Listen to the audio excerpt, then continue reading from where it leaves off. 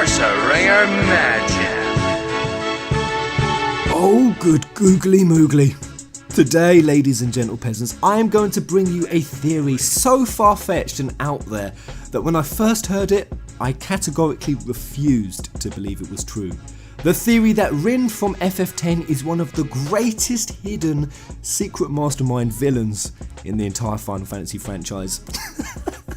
Trust me, you have to watch the video. Who is not only responsible for nearly everything that happened in FF10 and 10-2, but also for FF7. Now I know at this point half of you thinking, yep, Pez has gone totally insane, he's now too far gone, but trust me, by the end of this video you're gonna be a believer. So I have 3 peasants to thank for this. One is the great Chris Wakely, such a lad. Also his friend Dale, and I believe there's a bit of help from a Helen Louise. So thanks to these 3 for helping to bring this to my attention and compile all the evidence to incriminate Rin. We're going to expose him, so go grab your tinfoil hats from the cupboard and buckle up tighter than you have ever buckled up before, because you are going to need it. Let's go!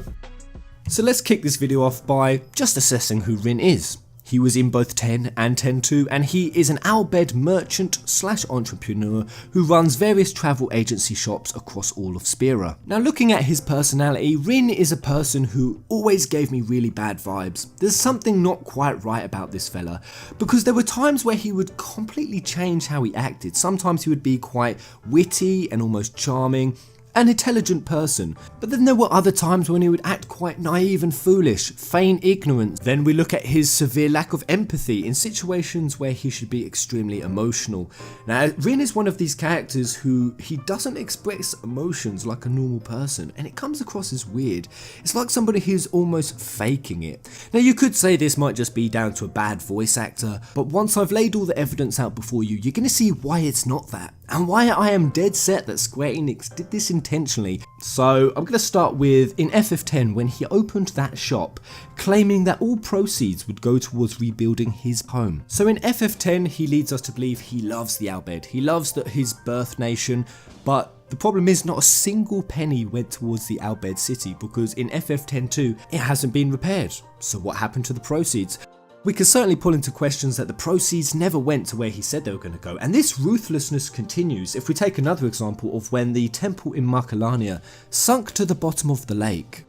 This was just after Yuna received the Aeon Shiva, but the temple sunk and Rin knew because of that custom was going to dry up in the area completely, and he had an outlet in the region. And guess what he did? He convinced none other than the poor Owaka himself to buy it off him, a purchase that would later go on to break the poor bugger. Harsh man. We also go on to the game that Rin invented. It actually got revealed to us that Rin was the one who invented Sphere Break. A soul-destroyingly addictive game that completely takes over Spira. Everyone becomes awash, incensed with this game. The problem is this game does take real currency from the person, leaving only the person who is best at Sphere Break reaping in all the cash while everyone else goes dead broke. And I think that's shown because there were more homeless people in 10-2 playing Sphere Break than there were in 10. Peoples whose lives have been ruined and yet they're still desperately playing Sphere Break, because while like any gambling organisation there are short-term benefits, there's only ever going to be one winner, and that's the person at the top, and in this case it's Rin. But there's also one other person, the person who is an absolute mastermind at this game, so good in fact that you kind of have to question, did he help Rin come up with this game? And that is Shinra. He is acclaimed as the best Sphere Break player in all of Spira, and the thing is guys, the whole thing's a scam. I never realised it before until I found out that Shinra and Rin are in cahoots with each other. It's proven. Rin has been funding Shinra extortionate amount of money for Shinra's research so that Rin can use it for himself. And that's where the funding's been going. That's where the funding for the stores that Rin was saying was going to go to that Al-Bhed is in fact been going to Shinra. And Rin was funding Shinra all throughout 10, but funds began to dry up because in the ultimania it claims that what they've been researching together has been failing time and time again. So we could definitely say that by 10-2 Rin's funds are drying up, and that's why he and Shinra have to create this game called Sphere Break, a game that destroys people's lives, a game that is designed to filter money always to the top, where Rin and Shinra are just waiting to collect. It is no coincidence that they made Rin the one who invented the game and Shinra the best at it. So I go to the ultimania. It was revealed that all of Shinra's research into mako extraction yes, mako extraction, what happens in FF7, all came from Rin.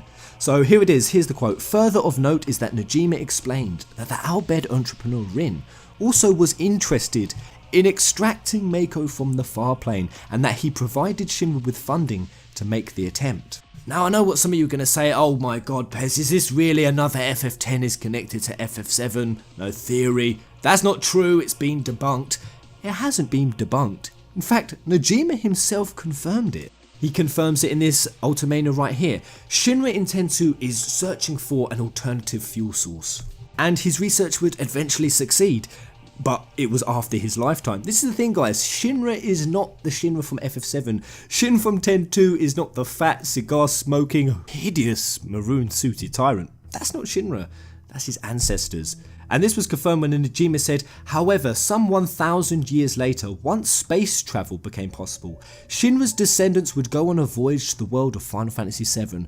There, at some point in the future, they would go on to be successful in utilising the concept of mako extraction and would provide electricity from the planet for a price. These descendants would found the Shinra company of FF7. So there's no damn argument about it whether it's canonical or not. Najima's the writer of the story. What he says is canonical. So FF10 and 7 are connected. It's just that they're not the same planet.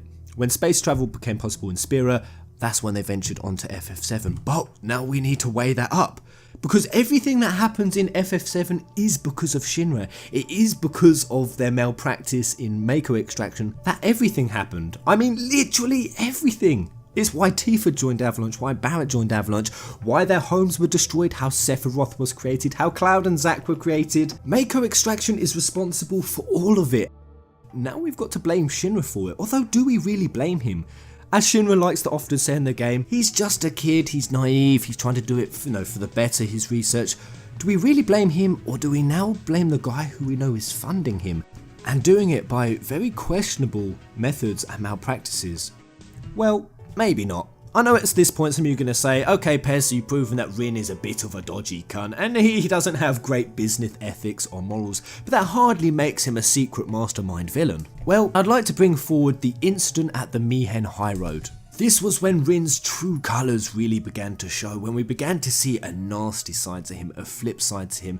Now, most people haven't seen this ending, but the Mien Road, it was an event during FF10-2 when a hovercraft crashed after some Al-Bhed Machina went haywire. Yuna, Riku and Pain, they go off to investigate the scenario because it's pretty serious, but the person whose Machina it was and who the YRP are reporting back to on the investigation is none other than Rin himself.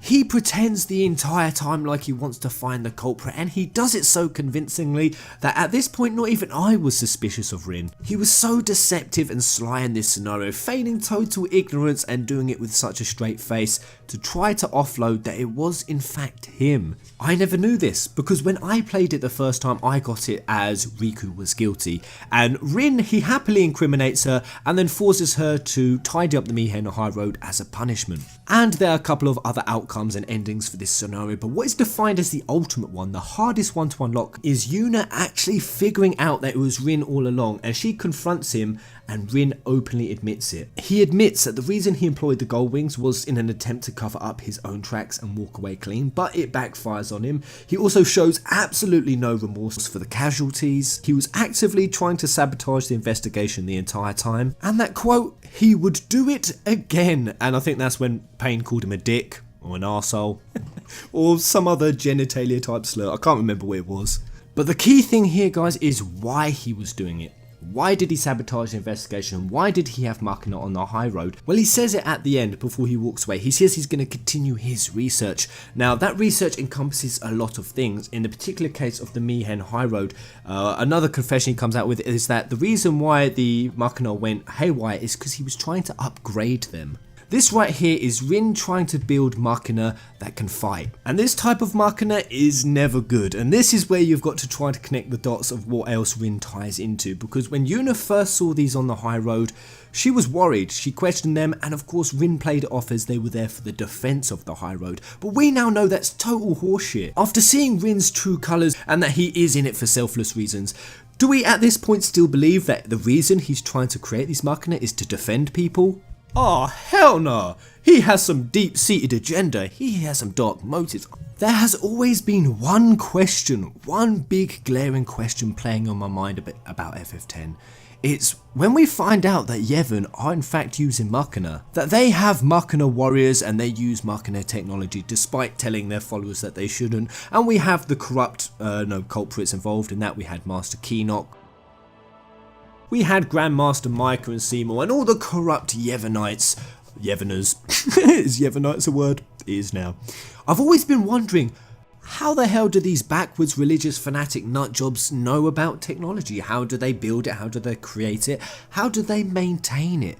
When we have seen that Albed are clearly the technical geniuses, surely there has to be Albed involvement. Surely there has to be Albed traitors who have turned on their own people for a pretty penny, because the Yevoners would certainly pay some Albed under the sly to work their technology. That person is none other than Rin! It's Rin, the sly, sneaky bastard. It must be him. And there's many reasons for that. I firmly advise anyone to go watch the final ending of Rin getting confronted, because the wording is so damning. Firmly believe that Machina are an indispensable part of Spira's development. And then we are researching ways to extract vast energy that sleeps in Spira and use it to power Machina.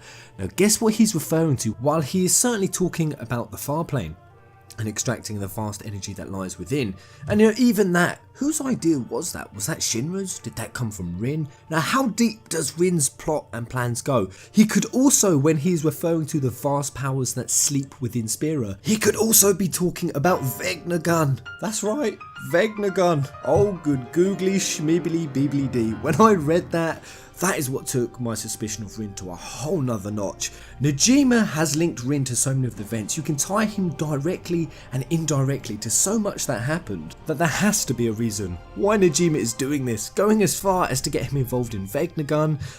So the involvement is the project that Rin and Shinra are working on to extract energy from the farplane. It actually requires Vegnagun.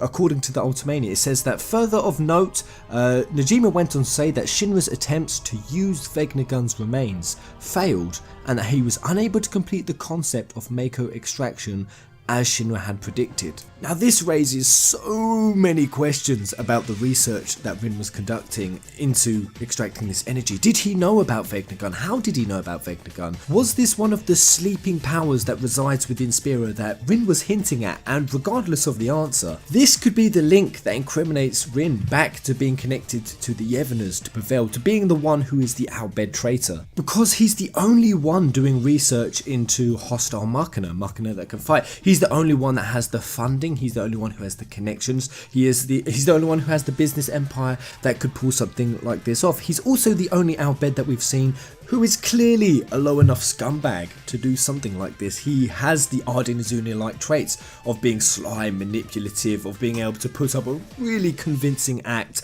has a low enough regard for human life and doesn't care about who gets hurt through his scheming. And now we find out that the most important part of his research, if not the most important factor, is Vegnagun and being able to use Vegnagun. And you could even tie that into, at the end of the day, it was Shinra who first presented the songstress dress sphere and decrypting Len's dress sphere, and it was within that dress sphere that there was the recording and the data on Vegnagun. Oh my goodness guys, are you seeing the links? So Shinra was researching Vegnagun as early as the start of the game, and he was even kind of shady about it, and he was keeping it a secret because there was one part of the game where Yuna and the rest of the gang questioned why Shinra didn't tell them sooner about Len, and he simply said that he didn't think it was that big of a deal, he only knew her name. But now we know that was a grade A porky. Now it's confirmed that Shinra's research is directly tied to Vegnagun, and by that same admission, Rin must know about Vegnagun, and he could have even been the one who provided the dress sphere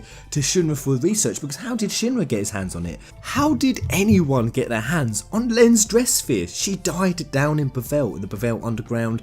That's where Vegnagun resides. So how did it unearth? Well, when we've seen that Rin has the resources, the motivation, and is connected to archaeological digs. Again, that's how he came up with Spherebreak. It was an ancient Albed game. When we've seen that he provides dress spheres in the game, and that a core part of his secret research is to go throughout all of Spira looking for secret sleeping powers. Oh my goodness. My theory is thus that it was Rin who uncovered Len's stress sphere, gave it directly to Shinra for decoding as part of the research, discovered Vegnagun, or he indirectly gave it to Shinra through Yuna and the gang, and knowing full well that they'd then give it to Shinra. And that makes sense, that's credible, because we've seen in the game he's more than happy to use and manipulate YRP. He did it at the Mien Road. And if this theory is correct, that is what incriminates Rin. That's what puts him in the firing line, because the only way he could have got down into Bevelle or got access to Vegnagun, a key part of his research, was to cozy up to the Yevoners.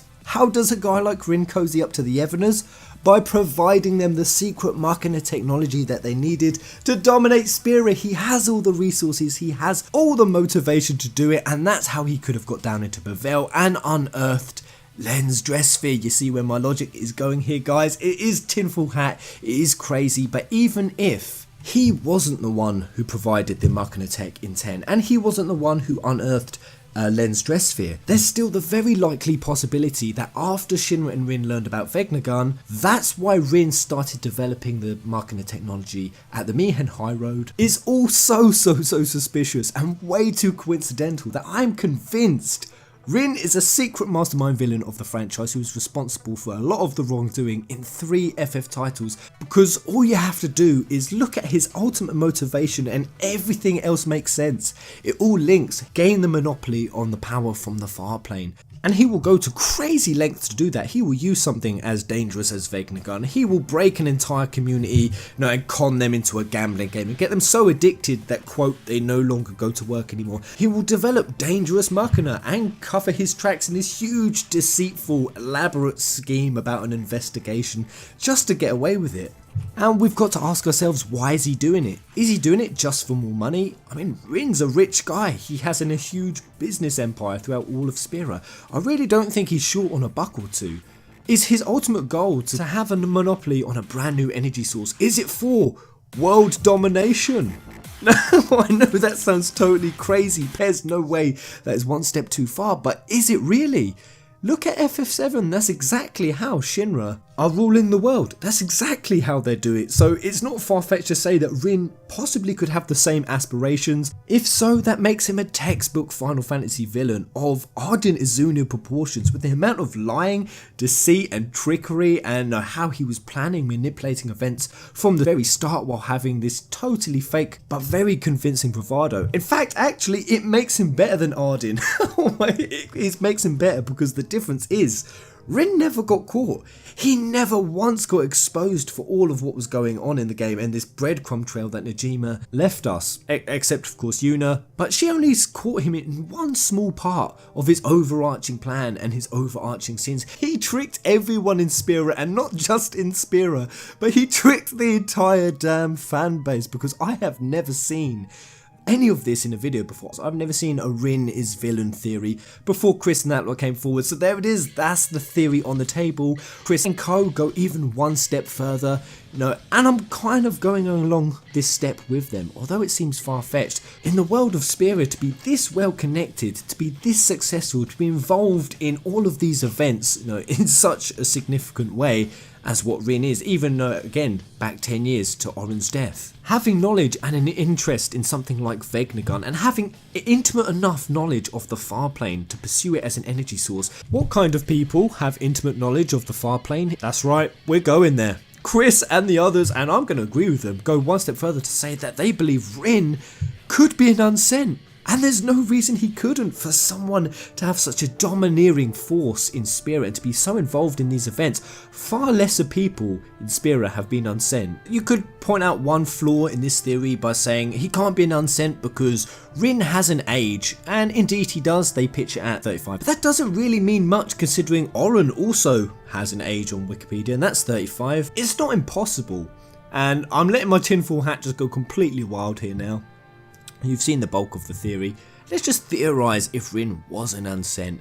And this is why he has this crazy plan that he's doing all this research for, to harvest the farplane. Is that why he has a profound lack of empathy and sympathy? He literally saw his fellow Albeds at the Mien operation get vaporized into dust, and his comment on it was that he thought they were foolish. Now, after the Albed city burned, one of the first things he said was that he was thankful his goods didn't get destroyed. I mean, this guy has no emotion, and being an unsent could really explain that. It could also explain some of the other weird stuff that happened in the game. For example, when he first appeared on the airship, which was at a very coincidental time after the Albed City got destroyed.